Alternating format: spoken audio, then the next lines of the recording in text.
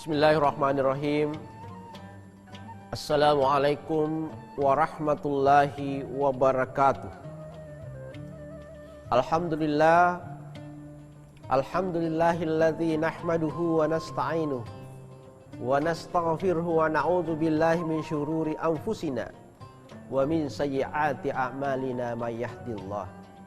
Asyhadu an la ilaha illallah wa asyhadu anna Muhammadar Rasulullah. Allahumma salli ala Sayyidina Muhammadin wa ala alihi wa sahbihi ajma'in. Faqad qala Allah Ta'ala fil Qur'anil Karim. A'udzu billahi minasyaitonir rajim. Bismillahirrahmanirrahim. Al-yawma nakhtimu ala afwahihim wa tukallimuna aydihim wa tashhadu arjuluhum bima kanu yaksibun. Sahabat TV One, pemirsa TV One yang sama-sama dimuliakan dan insya Allah dirahmati oleh Allah Subhanahu wa Ta'ala. Alhamdulillah wa syukurillah. Puji syukur kita panjatkan kehadirat Allah Subhanahu wa Ta'ala atas segala nikmat yang diberikan kepada kita.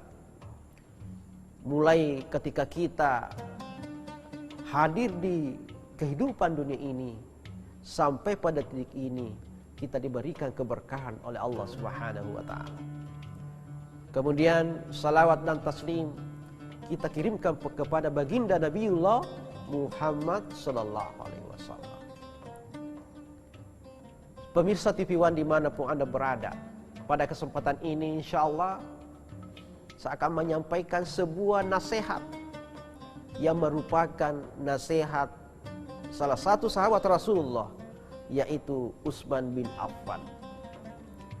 Ada 4 nasihat yang disampaikan oleh Utsman bin Affan yang mudah-mudahan ini juga menjadi nasihat kepada kita umat Rasulullah pada hari ini. Yang pertama adalah kata Utsman, ya, iman, tingginya iman pada hari ini adalah iman yang paling tinggi, yang paling luar biasa adalah ketika kamu mampu merasakan kehadiran Allah di hadapan kamu. Maka itu adalah tingginya iman seseorang ketika kita mampu menghadirkan Allah selalu, senantiasa, seakan-akan berada di hadapan kita. Tentunya ini sesuatu yang sangat sulit, ya. Akan tetapi saya kira tidak ada masalah kalau kita coba, kita berusaha untuk menghadirkan Allah dalam segala aspek kehidupan kita. Tentunya kita akan sedikit demi sedikit kita akan merasakan hal itu, ya. Tapi sebagai gantinya bahwa ketika kita mampu menghadirkan Allah, bahkan ada namanya sifat muraqabah, yaitu senantiasa merasa diawasi oleh Allah. Kalau kita memiliki sifat ini, sudah menghadirkan sifat ini di dalam diri kita, maka yakin dan saya yakinnya segala aktivitas kita, segala apa yang kita lakukan akan terkontrol, akan selalu jauh dari sesuatu yang dilaknat oleh Allah, selalu berada di jalan Allah. Kenapa? Kita selalu merasa berada di hadapan Allah. Makanya Ali bin Abi Thalib ketika kemudian pergi untuk mengambil wudhu untuk sholat, maka kelihatan muka Ali bin Abi Thalib pucat, meretap panah, ya, kelihatan pucat mukanya. Kenapa? Karena dia sudah menganggap bahwa saya akan menghadap Allah, Tuhan segala semesta alam. Loka siruntu fungala ta'ala, ya, sehingga mawiyata pana nasabak melo siruntu fungala ta'ala.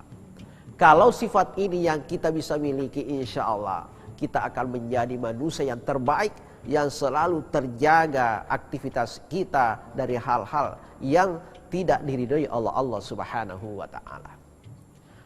Ya, ada 3 sifat kalau kita memelatih diri kita minimal Ada 3. Yang pertama adalah alim, sifat mengetahui yang dimiliki oleh Allah. Ya. Kita harus belajar di situ bahwa Allah punya sifat alim. Bahwa berapapun pasir yang ada di lautan, berapapun jumlah pasir yang ada di sungai, Allah tahu. Ya. Apalagi yang kemudian berapapun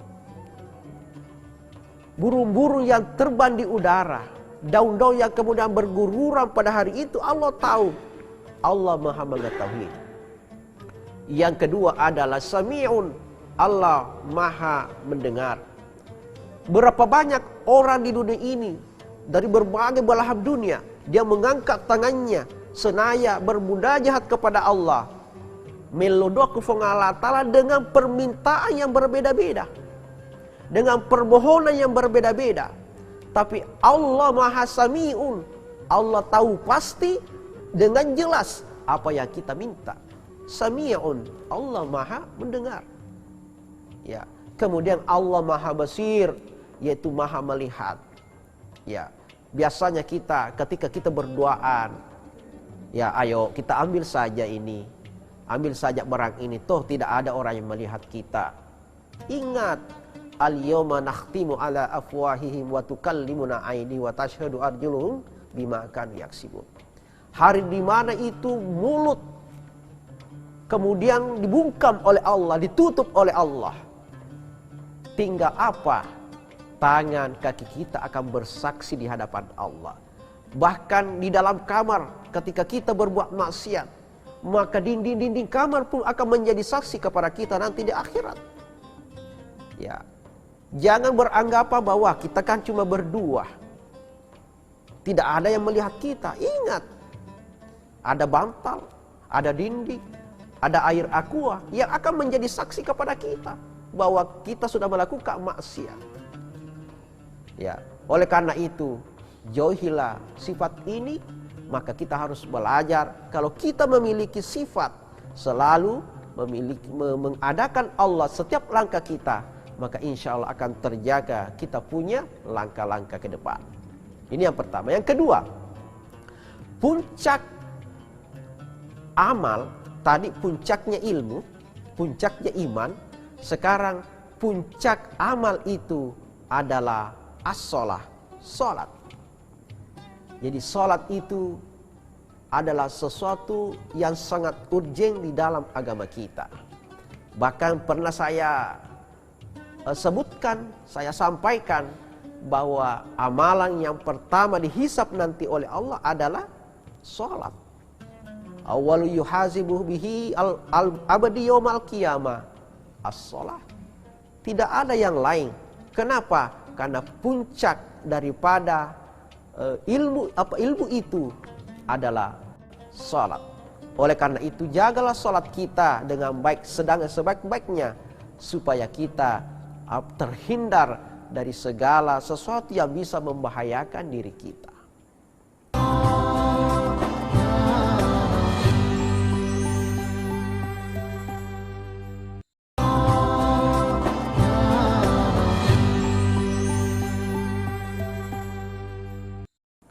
Coba kita ingat, sholat, ada orang umpamanya dia berdekatan dengan masjid, bahkan bertetangga dengan masjid, akan tetapi dia tidak mampu melangkahkan kakinya masuk di masjid. Ya. Dia tidak mampu dan seakan-akan tidak punya waktu untuk masuk menghadap Allah. Ya, apanya kira-kira apa yang terjadi pada orang ini? Tentu hatinya yang sakit. Ya, hatinya yang sakit. Karena kita lihat badannya, liu kesina watakalena, pa fitness, gym, setiap subuh lari-lari. Ya, Andrena luar biasa, nutrisinya luar biasa, tapi jasmaninya sehat, akan tetapi hatinya yang sakit. Ya. Oleh karena itu, untuk kemudian melakukan sholat itu, maka kita harus memperbaiki hati kita. Dengan cara apa? Ya isilah dengan nutrisi-nutrisi keagamaan. Apa nutrisinya hati kita? Untuk kemudian bisa dengan tulus ikhlas melakukan sholat, maka perbaiki adalah hati kita dengan memberikan nutrisi yang cukup. Agayir, yang pertama adalah banyak-banyaklah berzikir kepada Allah. Yang kedua adalah banyak-banyaklah membaca Al-Quran. Yang ketiga banyak-banyaklah mendengarkan ceramah-ceramah agama. Supaya kenapa? Supaya hati kita ini punya nutrisi, makanan nutrisi untuk mencukupi, supaya hati kita mudah menerima kebenaran, sehingga kita mudah untuk melangkahkan diri kita masuk di masjid. Untuk melakukan apa? Salat.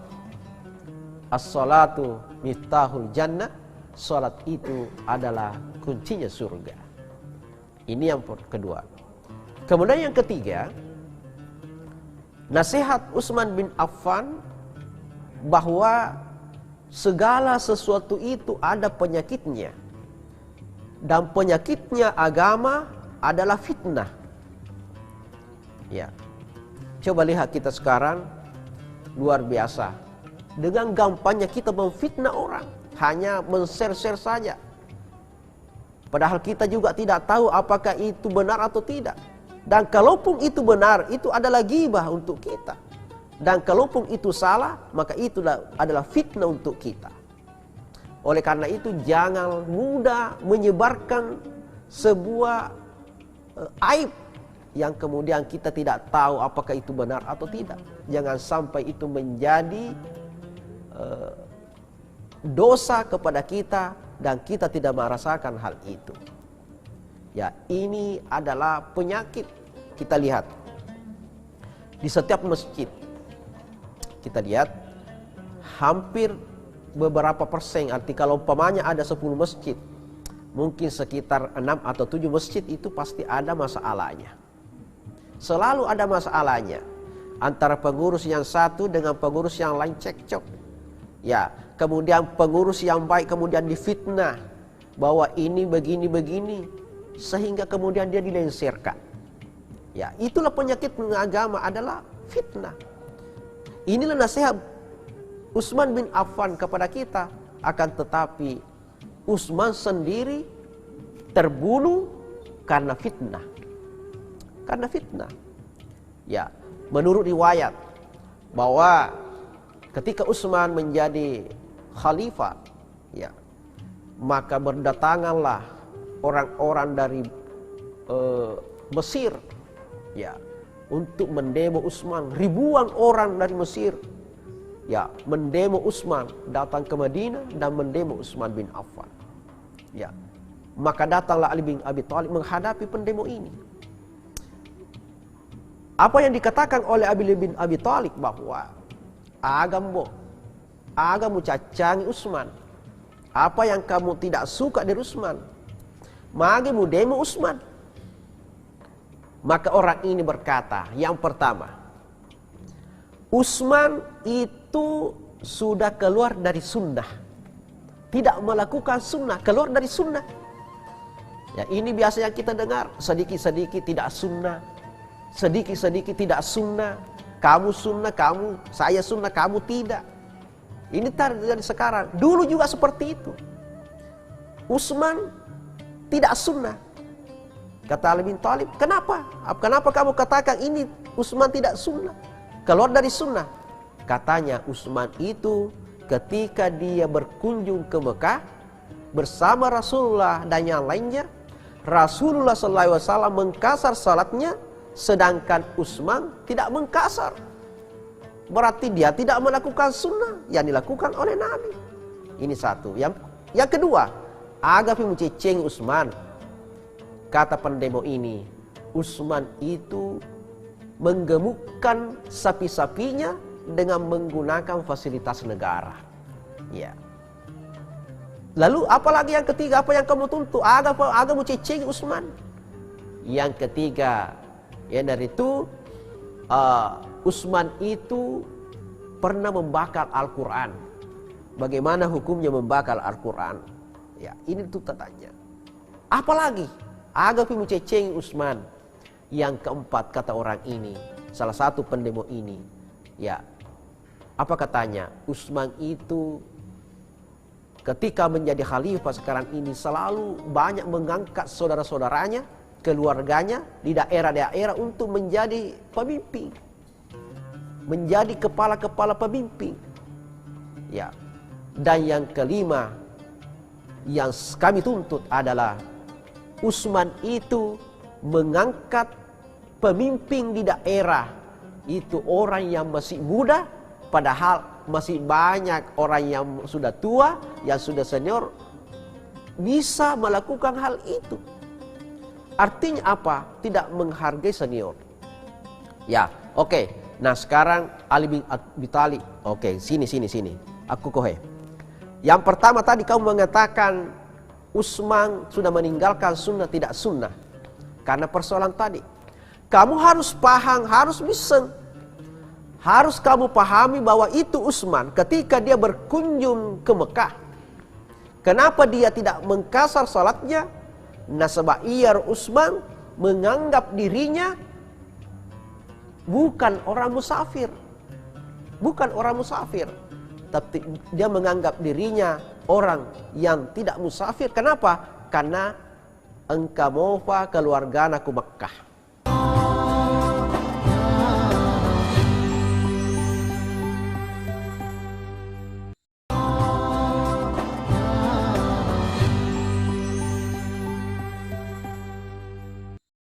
Ada istrinya di Mekah, sehingga dia tidak menganggap dirinya musafir dan tidak mengkasar salatnya. Sedangkan Rasul tidak ada.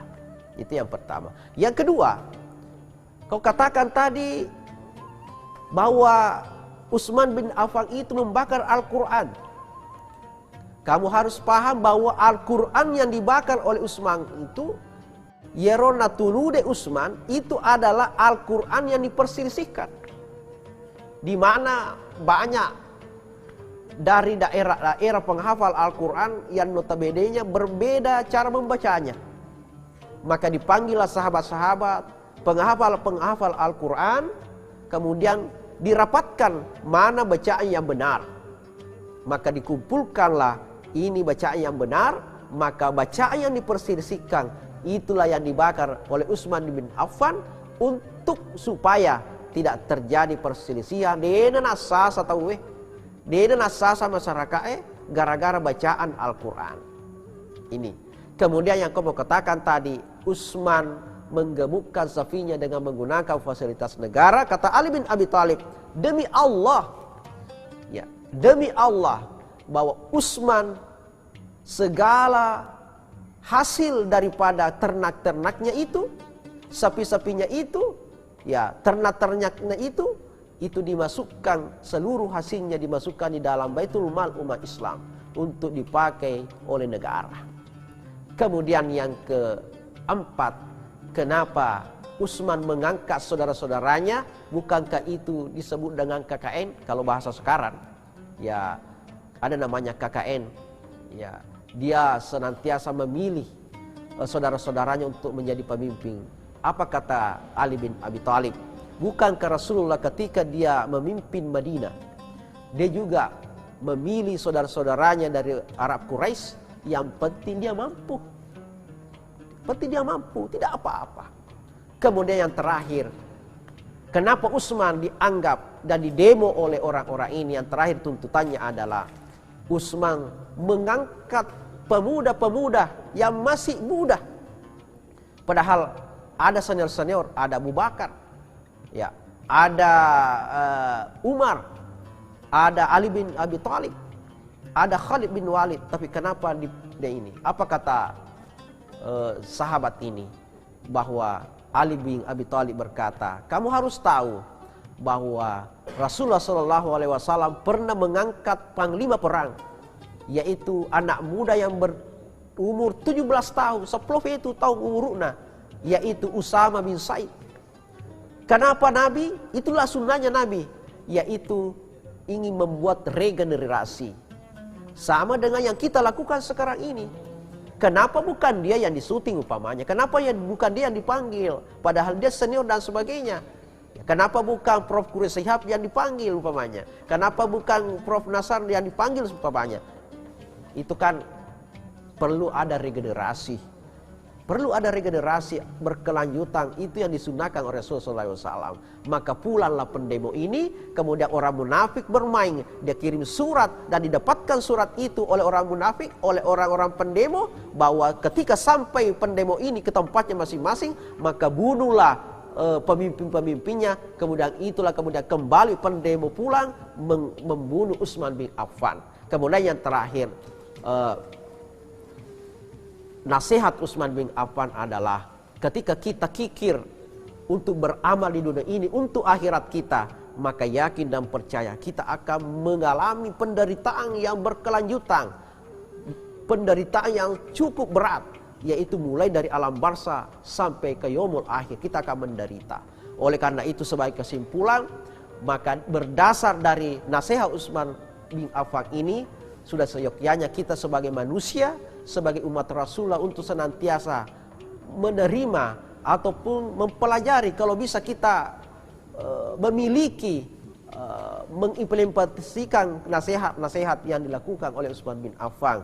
Itu yang pertama adalah nikmat yang paling terbaik atau iman yang paling tinggi adalah ketika kita mampu melihat, merasakan Allah berada di hadapan kita.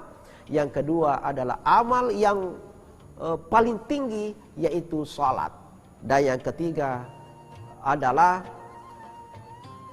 bahwa ketika kita punya amalan-amalan yang baik, sudah semestinya kita mengingat mati. Karena kapan kita tidak seperti itu, maka kita akan menderita selama-lamanya. Inilah yang saya sampaikan. Mudah-mudahan ada berkahnya dan kita bisa mengambil sebuah hikmah dari segala apa yang disampaikan oleh Rasulullah SAW, yang disampaikan oleh Utsman bin Affan sebagai sebuah nasihat untuk kita jadikan panutan di dalam kehidupan kita. Inilah yang saya sampaikan, mudah-mudahan ada berkahnya. Wabillahi taufik wassa'adah. Allahumma wafiq ila aqwamit thariq. Assalamualaikum warahmatullahi wabarakatuh.